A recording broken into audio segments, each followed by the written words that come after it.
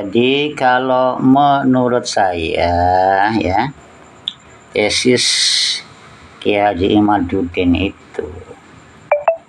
itu justru membuat kita itu jadi tambah ilmu, tambah wawasan, dan menyadarkan kita, mencerdaskan lah bahasa kerennya itu ya.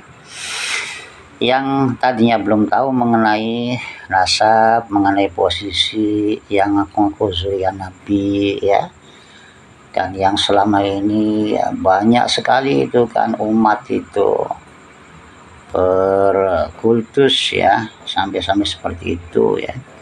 Apalagi ketika ya ada di setiapnya banyak ceramah itu ada sekelompok orang itu yang mengaku cucu Nabi lah, di dalam darahnya ada Nabi lah. Tapi perilakunya sangat jauh menyimpang daripada Nabi itu kan.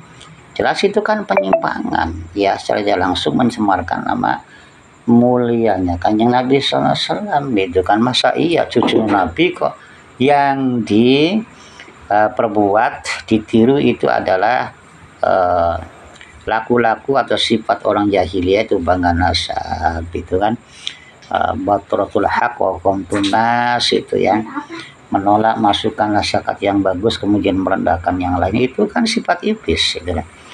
Jadi kontradiktif antara apa yang dia akui sebagai cucu Nabi dan terhadap perbuatannya ini, hal-hal yang harus ya kemudian dipertanyakan, yang harus itu untuk diminta penjelasannya gitu. Kenapa gitu kan ya?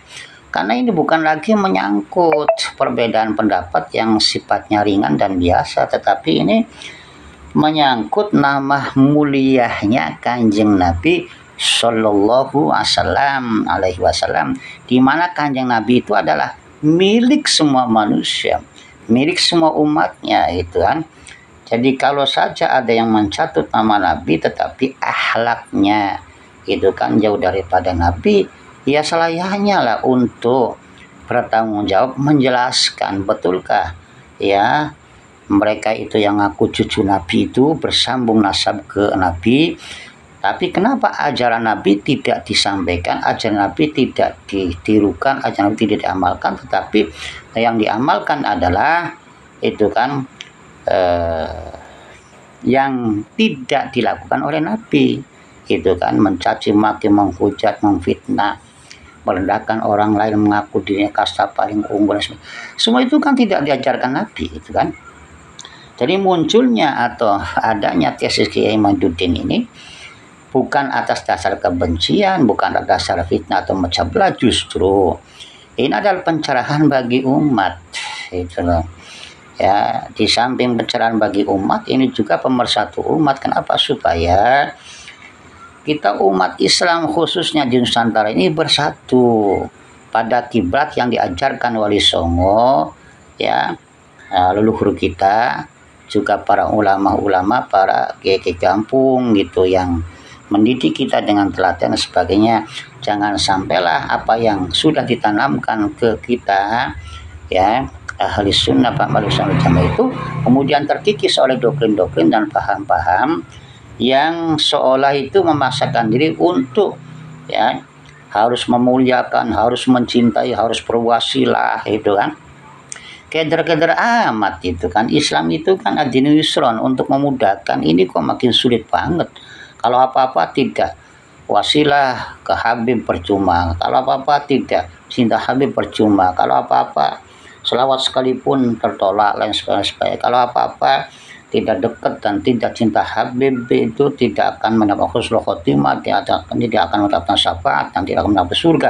Ini hal-hal yang baru ya, ruwet itu saya kira ya. Masalahnya itu kan atau husnul khotimah atau syafaat itu kan sudah dibentang, sudah dirasakan oleh para ulama kita gitu. Yang terpenting kita amal itu bagaimana sesuai tuntunan Allah dan Rasulnya, bagaimana kita itu mencintai Rasul, mengokohkan sunnah dan menyebarkan sunnahnya gitu kan ya, dengan disertai juga meniru, mengamalkan apa yang menjadi sunnah yang Nabi dan juga pesan-pesan wasiat Nabi, juga tentunya kita ya rajin-rajin dengan membaca salat Nabi gitu kan.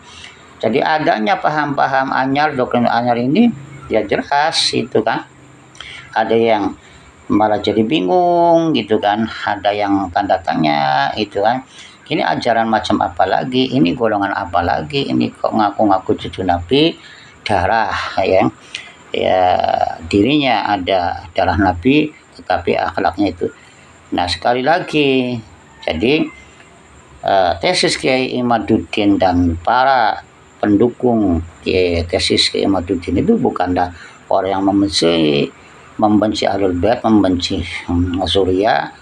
Justru ini akan berjuang untuk membela marwah kemuliaan nama Kanjeng Nabi, marwah kemuliaan nama Ahlul Bait, juga termasuk ini juga marwahnya para habib, para ulama, dan juga membersihkan ajaran Islam daripada hal-hal yang menyimpang, yaitu yang selama ini sudah diajarkan oleh para ulama-ulama kita gitu ya. Sebab dalam Islam itu kan tidak mengenal kasta, dalam Islam itu kan tidaklah itu diperintahkan untuk mencaci maki, menghujat, memfitnah, kan tidak seperti itu, apalagi sombong gitu ya, merasa diri paling mulia kemudian dengan mudah memandang orang lain rendah dan sebagainya. Itu jelas bertentangan dengan Islam, bertentangan dengan ajaran Nabi. Bukan ajaran seperti itu yang kita anut itu ya. Kita kembali ke para ulama, ahli ilmu, alim alama, apalagi Kiai Nusantara, ulama Nusantara itu yang kealimannya tidak diragukan ya, dan menjadi banyak rujukan ulama-ulama dunia. Itu sudah tidak asing lagi ya bagi kita, bahwa ulama Nusantara yang juga banyak di NU itu adalah ulama-ulama top, marko top gitu ya. Gitu. Insya Allah demikian saudaraku, kurang lebih bila ada perkataan yang kurang sopan dan mengganggu ya perasaan, menyinggung, mohon maaf yang sedalam-dalamnya. Billahi taufiq wal hidayah. Assalamualaikum warahmatullahi wabarakatuh.